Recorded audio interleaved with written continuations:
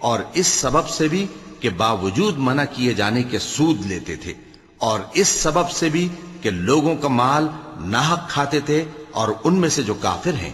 ان کے لیے ہم نے درد دینے والا عذاب تیار کر رکھا ہے۔ لیکن جو لوگ ان میں سے علم میں پکے ہیں اور جو مومن ہیں،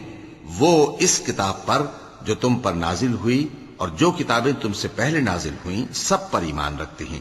اور نماز پڑھتے ہیں اور زکوٰۃ دیتے ہیں، اور اللہ اور روز آخر کو مانتے ہیں، تو ان کو ہم عنقریب اجر عظیم دیں گے۔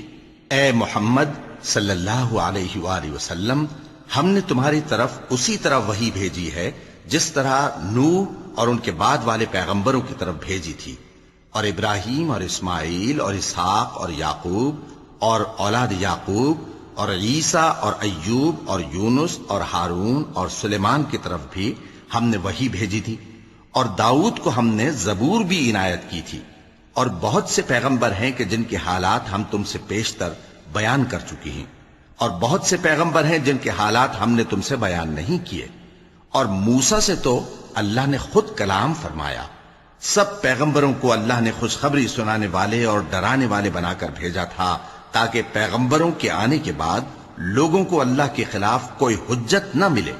اور اللہ غالب ہے، حکمت والا ہے۔